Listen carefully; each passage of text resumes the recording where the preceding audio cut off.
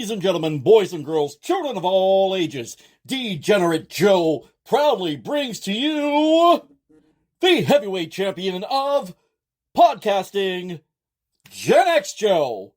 And if you're not down with that, then I got two words for ya. Stream it. That's right. The Youth Gone Wild podcast. Go on, stream it. Well, if you're listening to it, you're kind of streaming it right now. So I'll just shut up and kind of get into what the whole show is about today. I think that would be best. My guest today, he lives at the crossroads of rock and roll and professional wrestling. And let me just say, it's not Chris Jericho, okay? This dude is a better singer, better wrestler than Chris Jericho. And I'm only saying that to stir the pot, because I want these two to battle it out. Chris Jericho and my guest, Robby Vegas. Let me give you a little background on Robby, okay? He's a Buffalo-based performer and has opened for cult rock legends like Bantango and Wednesday 13. He's played VIP side stages for icons like Kiss, Def Leppard, Motley Crue, and Judas Priest, just to name a few. And in the wrestling world, he's a title holder who brings that same larger-than-life energy from the stage to the ring and then back again. When he's not entertaining fans on the stage or in the ring, he's entertaining them behind a mic. He hosts his own podcast, All Bets Are Off. And back on April 10th, he just dropped his debut single on RFK Media. And that's Ron Kill Media, for those of you that you didn't know. Well, your ass better call somebody! The single, The Rock Show. And believe me, when his debut song hit all streaming and digital platforms, it was like a Ric Flair chop to the chest. Woo! Because, man, it is an arena rock anthem built for everyone. What can you say about a guy who's a rock star, a wrestler, a podcaster? He is, in every sense of the word, not me. Am I even a podcaster? I try. But anyway, this man is a performer. And he's here today on the Youth Gone Mild podcast, again, where hairlines fade, but rock never does. To talk music, mayhem, and maybe even a little mischief. And now, making his way to the ring, weighing in at, I don't even know what he weighs. I don't even know his height. I don't even know the color of his eyes. Wait, I went a little too far on that. Anyway, it's the one, the only, Showstopper. Am I allowed to say that? That's Shawn Michaels. It's the Rock Showstopper. Robby Vegas, right here on the Youth Gone Mild podcast. Ben, man. I'm good, man. Thank you for having me. I appreciate it. Hey, same here, man. You know, I literally just got done pulling the earbuds out and listening to The Rock Show. Oh, nice. Yeah. Very cool. Not the first time I heard it, but I wanted a refresher. Yeah, I appreciate that. Thank you. Oh, man, no problem. So tell me a little bit about you, Robby. I know you broke into wrestling at 23, picked up a guitar at 13, man. Which one did you gravitate towards more? Well, I actually started playing guitar and learning how to play guitar when I was 6. Okay. When I was 13, that's when I played my first live show. And then when I turned 14, I got into a band, and I've been playing in and out of bands and solo and recording and in and out of studios and stuff like that since then. I gravitated towards music first, although I loved wrestling and music equally at the same time. Very young, like 4 or 5 years old, I got into both. But music was more tangible for me because I wasn't going to become a 6-year-old wrestler. So Right. gravitating towards playing the guitar because it was something that I could do. And then I found out, later on that, I actually really enjoyed singing too. So it wasn't until I was 23, stepping into a ring for the first time, that wrestling even seemed like it could be something that I could even attempt to do. And before that, I was just so immersed in music, and I'm sure a lot of us back then have the same story of, we knew all the bands and all the members of all the bands and all the albums and who produced the albums, and we read the liner notes, and like, it was just so cool to get immersed in that stuff. And this was before, the internet and YouTube. I couldn't just type in bands that sound like Poison or bands that toured with White Lion or whatever I was looking for. So going out and finding the music really made me like gravitate towards it and really appreciate it and have a passion for it, you know? Well, I know you're a huge fan of Poison because you got a tattoo signed by Bret Michaels himself. I do. That I was 25 or 6, and Brett was like the nicest guy, man. And fast forward a decade later, and I get to meet and be around Brett here and there, and still the nicest guy, like very genuine. I've never seen anything bad from the guy. Like he's what you would expect, and lyrically. I really liked his solo music and stuff like that aside from Poison. So like Brett was really like one of those guys that he was the quintessential front man, but he was also, a singer-songwriter at heart. And I connected with that. And yeah, I've been a lifelong fan and I don't see that ending anytime. Yeah, same here, man. And he's a Pennsylvania boy, just like I Mhm. am. And I just heard that there's an offer out there for Poison to tour in 2027, and hopefully there's going to be word out there today as we're speaking. But I don't know if you saw it or not. Brett kind of put the kibosh on that for now. Yeah, I did. I saw that he said to give him a couple weeks to like straighten things out because of Brett Michaels band shows and things like that, which, you know, I do think we're going to see Poison tour again. I don't think it's a question of if they're going to, it's when they're going to. Yeah, I agree too. I mean, you got to give the fans what they want, and I don't know Mm, what's going on internally with those guys, but for me, just give us the music. I don't care if there's no new mhm. albums or anything. I just want to hear it by the original artist. For sure, but I will say this, that when they came out with Hollyweird in 2002, I was so excited. And I remember going to the store and making sure I picked up my copy and then going to the tour that summer and they opened up with Hollyweird and it was really cool. And I actually do dig that record. I know a lot of people don't, but I think it's pretty good.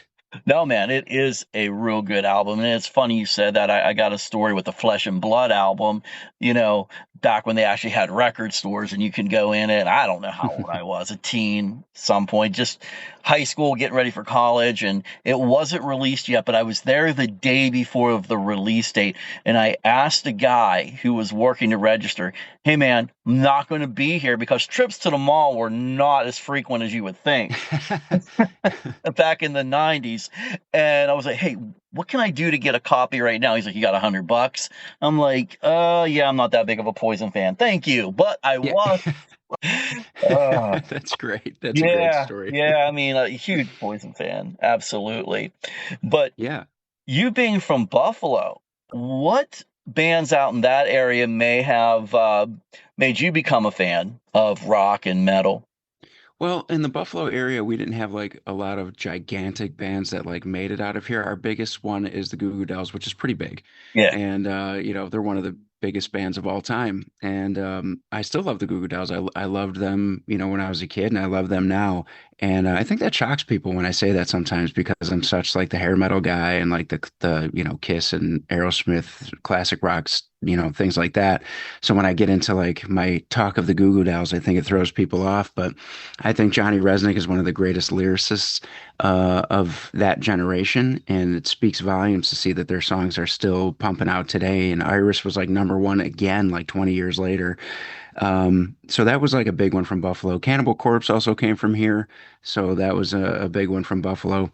And then about, I don't know, like 20 years ago, there was bands that were doing great things here in Buffalo and touring with some major acts and opening for bands like Bon Jovi and Stained and Goo Goo Dolls and Sugar Ray and things like that. And they were called Last Conservative, the Juliet Dagger, and Clear.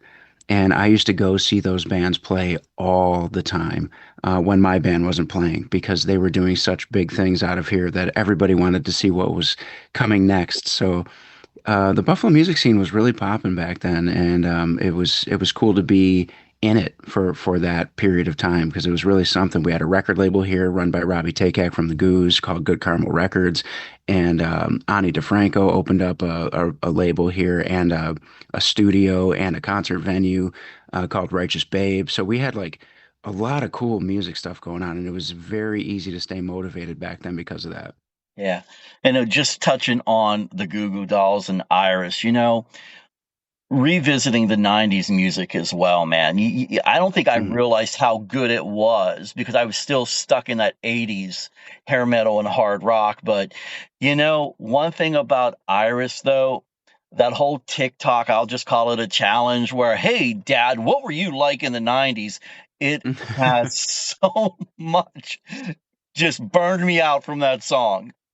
Yeah, yeah, they kind of pushed that one to the max. At first, when those started coming out, I loved them seeing the celebrities. I saw like the ones of the whole cast from Scream or whatever, and I was like, wow, that's really cool. And then after watching like the 50th video, I was like, okay. Yeah. Well, my son pressured me to make one, and of course I did. And my wife's like, "Well, you only got one picture of me in there in the '90s." I'm like, "Well, I met you in '98. What? Yeah. Come on." Of course, That's funny. you get in trouble. So Yep, trouble causing. It's social media. That's what it does. absolutely. So let's talk about the rock show song some more. Okay. So it just Yeah. dropped. You performed it on the 2026 Monsters of Rock cruise, man. What is the story behind that song? So my co-writer and guitar player David Julian is also co-writer of Ace Frehley's 10,000 Volts, and he, like me, is a Buffalo guy, and he was a part of one of the bands that I mentioned earlier, Last Conservative, and so there's a little bit of a history there. And when me and David got into contact and just started talking music, we ended up doing a few songs together, and a few songs turned into an entire record. And before releasing that record, the very last song that we wrote was Rock Show. And David called me up and he was like, I got this tune. It sounds like one of those songs that's for rock and rollers. It's for us to have and how much we love this and how, special it is to us kind of thing. So he sends me over the music and he says, see if you can do something with it. And I immediately heard rock show, the words just bouncing around in my head. And so I sat down in front of my computer, I pounded out the lyrics, I cut a scratch vocal track, I sent it back to him, and I said, what do you think about this? And we both just fell in love with it. And it's like, all right, let's finish this thing. And we pounded it out, and we were so thrilled with the final product that we had already released Break Free and Nothing to Lose, not realizing we were going to do a full record. So Rock Show was really the first one we were like, well, let's use this to push the record that's coming because it's an anthem. I wanted to write, when I heard it, I knew exactly what he meant when he said how much we love rock and roll, and that's what it sounds like. It sounded to me like an anthem. It was my nothing but a good time, my youth gone wild, my rock and roll all night, come on, feel the noise, whatever. I want to rock. It was all of that to me. And I wanted to really just pay homage to all those bands that used to do those rock anthems that don't really exist anymore. Man, I'll tell you what, I'm glad you said that that was your anthem because that was the word that I was going to use coming out of this, man. You Hmm. know, Playing it live, man, I can't imagine how the crowd is, just so energetic and wanting to hear more and singing along. How does that feel, dude? Like, even with this new song out? Well, the first time I played it live, rock show specifically, was on the Monsters Rock Cruise. So that was like a really cool experience, and it went over well all 3 nights. And I think, even cooler than that was walking around the ship in between bands to go get food or whatever, and hearing it playing on the ship's radio. And it's an amazing feeling when people can connect, like you said, and realize like this is our new rock and roll anthem. This is another one to add to the list of we love this. This is who we are. It's in our blood. It's in our veins. And I'm going to throw my fist in the air because this is who I am and this is what I live for. And watching people just nod along or learn the lyrics or whatever is a really special thing with any song. But when you, for me anyway, when I write a song that I feel is a powerful anthem, it means just a little bit more because it's like they're connecting with it, they get it, they understand. It's not one of those songs that's open to interpretation. It is a rock and roll anthem. That's what it is. So if you get it, you really get it. So you have played whether it was directly with or opening for side stages with Kiss, Motley Crue, Mhm. Def Leppard, just to name a few huge names, man. I'm sure those moments were surreal. Now, correct me if I'm wrong, but what you had just said about hearing it being played on the Monsters of Rock cruise, was that more Mhm. of the pinch me moment for you than playing with those bands? I think it depends on the band, but it's pretty on target with both of those things because like the time I got asked, two times actually got asked to do the side stage gig for Kiss, as I'm wearing my Kiss shirt right now. That was a surreal moment because that's where rock and roll started for me was Kiss. My uncle handed me Kiss Alive on vinyl when I was 5. And I was like, I'm going to play guitar because Ace Frehley is the coolest guy in the world. And it just started my love for rock and roll with Kiss. And then I went to the Beatles and so on and so on. But getting those moments where like I'm there, I set up my stuff on the side stage, and then I take a walk over to the main stage and there's Kiss. They're rigging up everything, they're checking everything, and I'm just standing there like, God, what am I doing here? This is so cool. And I did have that feeling when I first heard Rock Show on the Monsters Rock Cruise. I just walked out of my cabin and I was going down a hallway and I heard it come on and I was like, no way. And here I'm thinking like, there's like 30 other bands on the ship and some legendary people are playing on this ship. And I'm like, wherever they are right now on this ship, unless they're on stage, they're hearing my song. Right. And that was one of those moments where it was like Justin from the Darkness is hearing Rock Show right now. Zach Wild is hearing Rock Show right now. Lita Ford is hearing Rock Show right now. And so it was one of those moments where it was like, God, that's a cool feeling. I can't even imagine, dude. Cannot even imagine. Hmm. What does the rest of 2026 look like for you? Well, I do have a bunch of gigs coming up, but I am adding more. I have some acoustic gigs coming up, and then I have a couple scattered gigs throughout June and July. And then I will be announcing the full band stuff. After I get done with all of these acoustic gigs and things like that, I'll be announcing more of the full band project. And I'll also be announcing the release date of the full length record. So that'll be coming soon too. It'll be 11 tracks. And I don't want to give too much of it away before we actually like release, all the information. But me and David, and when I say we, um, we really did like a lot of work on this record, and he's a phenomenal guitar player and a phenomenal songwriter in his own right. And I put together a cast of you know, like little super groups throughout the record. So there's a lot of big surprises on there, and I've talked about it already, so I don't mind bringing this up. But Joey Casada from Twisted Sisters playing drums on the record. Um, Roxy Petrucci's playing drums on the record. Maxine Petrucci playing guitar on the record. Jimmy Bell playing some guitar on the record. Of course, I mentioned David Julian already. Todd Beauvais from Bad Marriage playing bass on a few of the tracks on the record.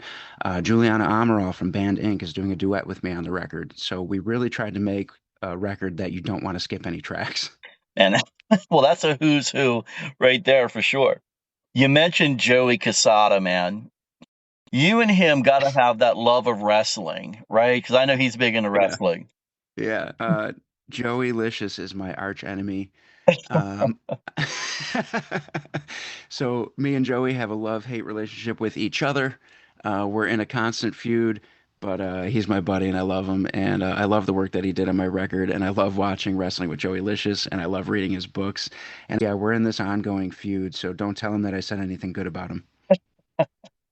Well, it's funny because I'm supposed to interview him here within the next month, so I won't say anything. But I don't know if you saw the drop on Facebook about him with Tito Santana. Yes, of course, of course. I love all that stuff. When you have him on, make sure you tell him you know that he played on my record and watch him squirm.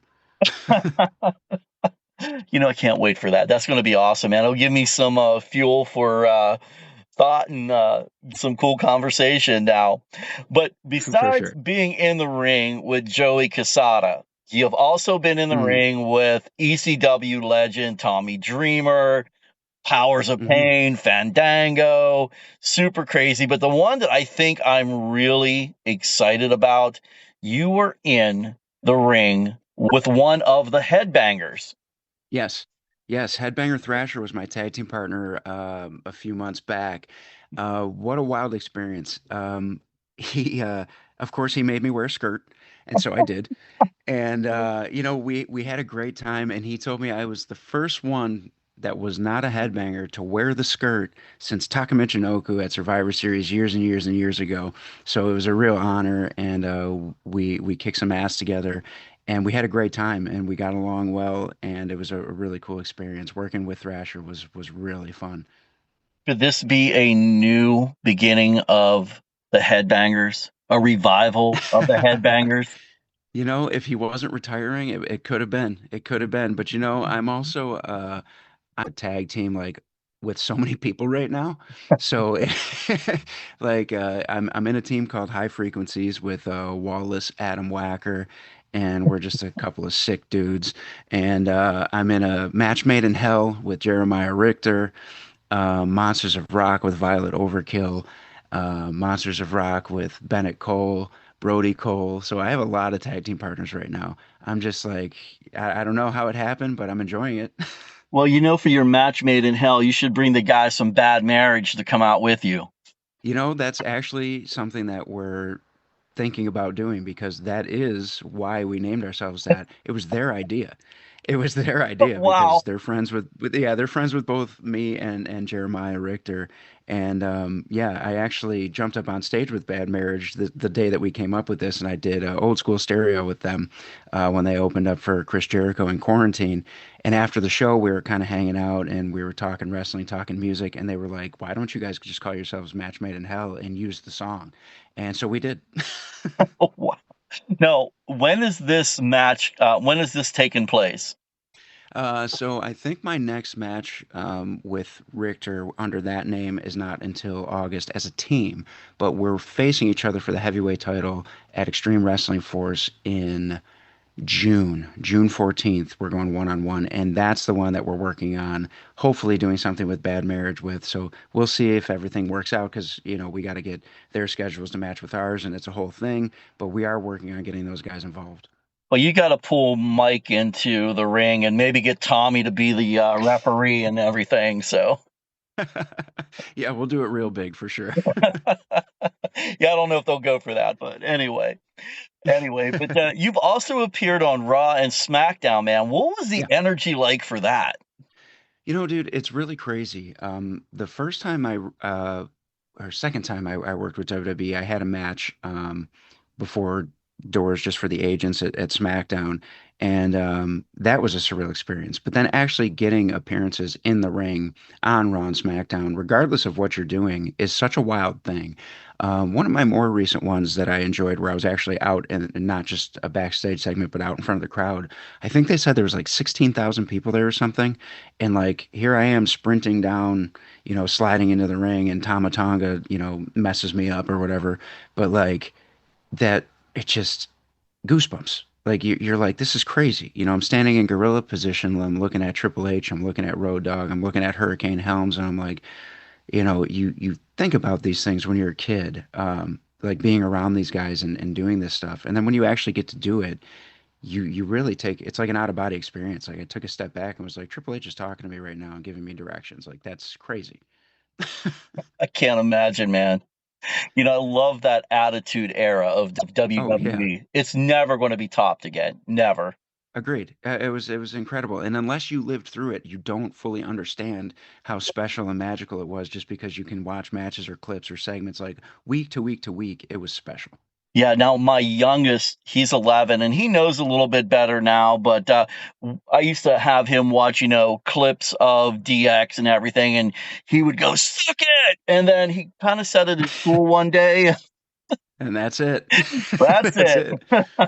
Yeah. I So, remember being in school back then during the Attitude Era, and I had a shirt on that said "Suck It," and the principal called my parents. well, I got a story for you, man. So check this out.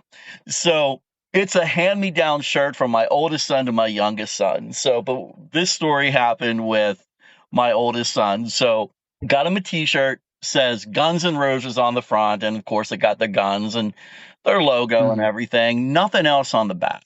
he wore it several times to school over the years, and I think he was in third or fourth grade.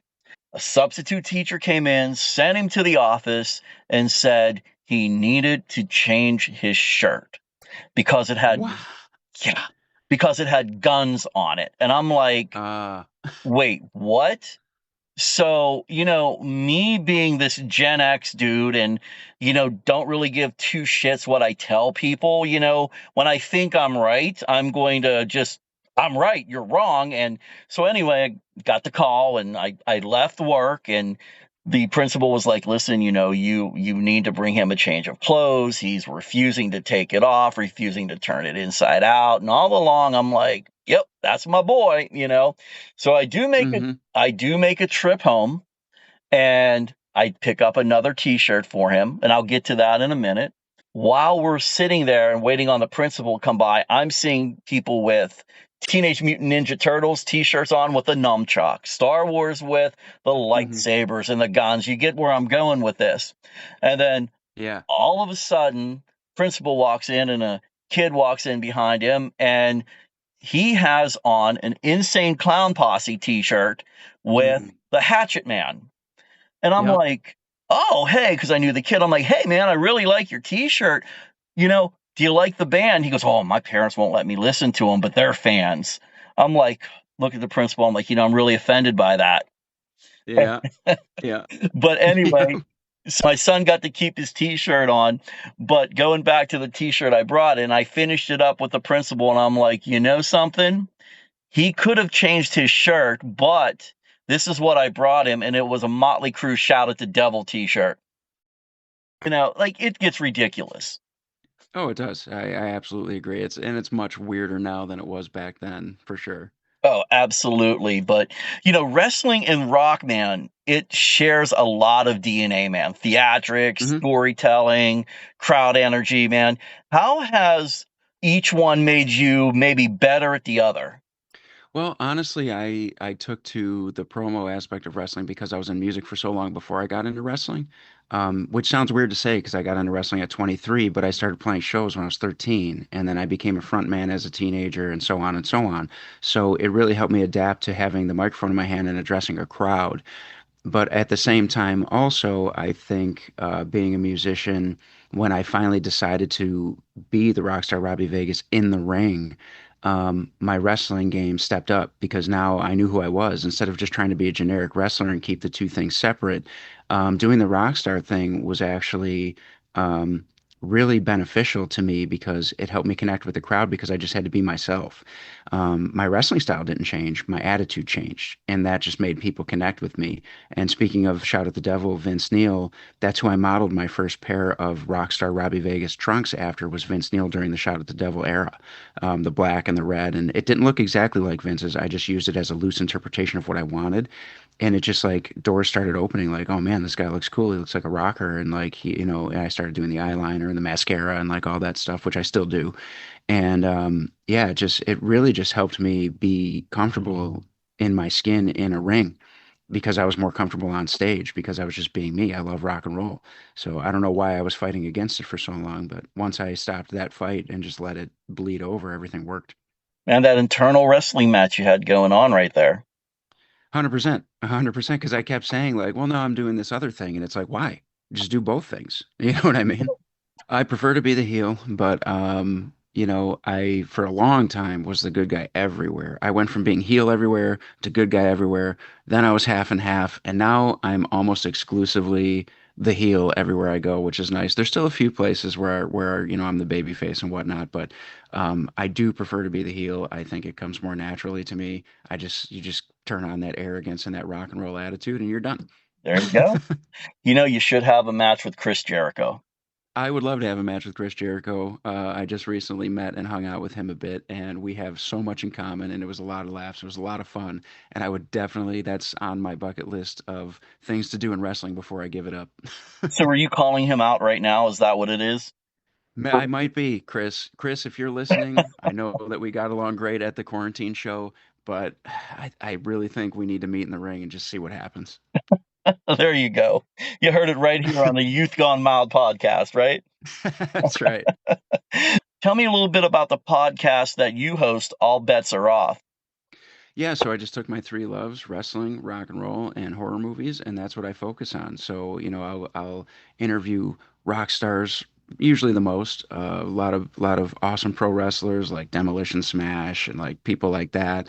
Henry Godwin, speaking of like Attitude Era guys, and a lot of horror movie actors. I absolutely love horror movies. I have a lot of great friends that are in the horror movie business that are, fantastic actors. And I just being on the road with wrestling and music, I love hearing people's stories. I love hearing the how did you get here? Where are you going? So I decided, well, why don't we just record it? Let's start talking about it. So I called in, some favors and I got some of these people on my show and it just kind of snowballed from there. We're about 7 years in, I think, somewhere around there. And yeah, I think this month actually was like the 7 year mark. But yeah, it's been great and I love doing it and I love having these conversations. That's awesome, man. And speaking of demolition, Axe is actually from my hometown of Brownsville, Hmm. Pennsylvania. Dude, they're great guys. I've been on multiple shows with them. I've talked to Smash a little bit more, but they're both great, great guys. Yeah, and newly inducted, I believe, into the WWE Hall of Fame. Yeah, about what, a month and a half ago, something like that. Something like that. Now, what's one guest you haven't had on yet on the All Bets Are Off that you would just completely fanboy over? Uh, Probably Sebastian Bach. I think having a conversation with Sebastian Bach would be great for me. When I started singing and not just playing guitar, Sebastian Bach and Axl Rose were like my guys. Like these are the two. Like it doesn't get better than that for me. And after meeting Sebastian a few times, and he was so pleasant to me and such a great guy, that I was just like, I think we would have a really cool conversation. You just called out Chris Jericho. Now we got to get Sebastian on your show. Yeah, I'm just calling out everybody today. Well, I called out Bad Marriage for you, so I maybe we're kind of even. True. I don't know. So, True. so Love those guys. awesome, man. Well, hey, I want to thank you so much for being a guest here today on the Youth Gone Mild podcast. Thank you, man. This was a lot of fun. Very cool interview. Absolutely, I appreciate. Same with you, man. It was a really cool interview. Thank you, man. Well, maybe we'll do it again when the record drops. That would be great. Ring the damn bell! Ring the damn bell! That was a slobber knocker of an interview. That is probably the worst Jim Ross impression that anybody has ever done in their entire life. I promise I will never, ever do it again. I just want to give a huge thank you to my guest, Robby Vegas. Dude, killer interview. What can I say about a man who can body slam someone, write an arena anthem, and here it is, he is the heavyweight champion of podcasting, Robby Vegas. I acknowledge him as the head tribal chief. If you know wrestling, then you know what I'm talking about. If you haven't already, go find The Rock Show on whatever streaming app you pretend you're not paying for. Drop it in your gym playlist, your commute playlist, or your I still own a denim jacket playlist. You know you have one. And you know what? I was so excited about my guest today that I forgot to say it was a double dose of denim week here on the Youth Gone Mild podcast. 2 episodes, 1 week, 0 apologies. And of course, I also forgot to acknowledge my sponsor, Celebrity Events by Lisa Gandia. If you're a musician and you are looking for actual real gigs, whether it's at a casino, a theater, a concert hall, corporate event, the big stage, your boy right here, Gen X Joe, has the information for you for Celebrity Events. And that is www.celebrityeventsrock.com. And if you're on the eastern side of the U.S., Lisa has pretty much dominated the northeast portion of the globe. Does that mean she's global? We'll just say she's global. Absolutely. Anyway, and as for me and the Youth Gone Mild podcast, you can check us out on our handle at Youth Gone Mild PC on all social media platforms. And we are streaming anywhere where you get your podcast or music, same with Robby Vegas. I better wrap this up before someone actually calls me out and wants to kick my ass. And remember, Jericho, Vegas is calling your name. Let's make that happen. All right, until next week, it's Gen X Joe, the Youth Gone Mild podcast for life. And before I sign off, Jericho, I just want to know, did Robby Vegas make your list? Remember, everyone, rock loud, live proud, peace out. Props everyone for listening. I'm Gen X Joe, and this has been the Youth Gone Mild podcast, where hairlines fade, but rock never does. Youth Gone Mild!